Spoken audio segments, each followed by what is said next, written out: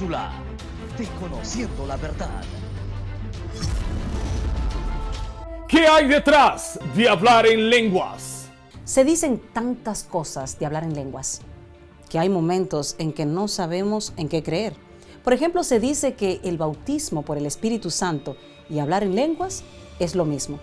También se dice que hablar en lenguas es una prueba evidente de tener al Espíritu Santo. Además, se dice que todos los cristianos deben hablar en lenguas, sobre todo si han sido bautizados en el Espíritu Santo. También se dice que si no hablas en lengua, eres un creyente de menor categoría que los que sí hablan en lenguas. Pero ¿cuál es la verdad? ¿Es cierto todo esto que se dice? La verdad es que nada de esto que se dice tiene base bíblica. Entonces, ¿cómo sé yo si eso es cierto o no si no hay base bíblica para confirmarlo? ¿Cuál? ¿Cuál es la verdad en cuanto a que todos los cristianos deben hablar en lenguas? ¿Cuál es la verdad en cuanto a que si no hablo en lenguas, eso significa que no he sido bautizado por el Espíritu Santo? La verdad es que la Biblia habla de diversidad de dones y entre ellos se encuentra el don de lenguas. Pero la Biblia también nos habla que todas esas cosas las hace uno y el mismo Espíritu Santo, repartiendo a cada uno en particular como Él quiere. En pocas palabras, los dones son dados para bendecir y para edificar la iglesia. Pero quien decide cómo reparte esos dones es el Espíritu Santo. Entonces, ¿quién soy yo para reclamarle al Espíritu Santo que me dé este o aquel don? O peor aún, ¿quién soy yo para criticar al Espíritu Santo y decirle por qué me has dado este don en lugar de darme aquel don? Por lo tanto, imponer que todos los cristianos deben hablar en lengua es algo totalmente absurdo. ¿Dónde y cuándo sucedió la primera manifestación de hablar en lenguas? Ese día de Pentecostés se celebraba 50 días después de la Pascua. Era una fiesta de agradecimiento por las cosechas.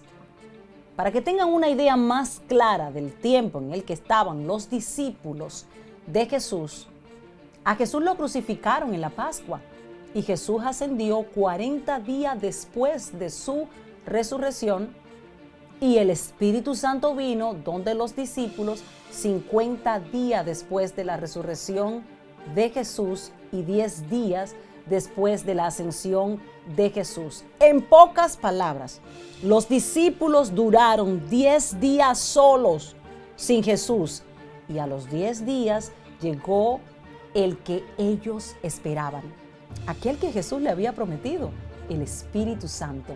Y ahí fue que sucedió la primera manifestación de hablar en lenguas. ¿Qué tan importante es hablar en lenguas? Incluso Pablo hizo una comparación entre profetizar y hablar en lenguas. Pablo dijo, el que habla en lengua extraña a sí mismo se edifica, pero el que profetiza, o sea, el que predica y enseña la palabra de Dios, edifica la iglesia completa. En pocas palabras, cuando usted está hablando en lengua, usted no bendice mi vida, ni edifica mi vida. En cambio, usted se está edificando a usted mismo. Usted probablemente se está exaltando a usted mismo. En cambio, cuando usted predica y enseña la palabra de Dios, usted me está edificando, exhortando y consolando. Y eso sí bendice y por supuesto edifica también mi vida. Por eso Pablo se atrevió a comparar ambas cosas, profetizar y hablar en lenguas. Y dijo, yo considero que profetizar es más importante porque edifica la iglesia. Al menos que cuando alguien hable en lenguas haya un intérprete que interprete. Y así la iglesia pueda ser edificada. ¿Es un requisito hablar en lenguas para ser lleno del Espíritu Santo? O sea, nadie puede decir Jesús es mi amo, mi dueño, mi Señor, mi Rey, si no está lleno del Espíritu Santo. Entonces el verdadero requisito para estar lleno del Espíritu Santo es la conversión.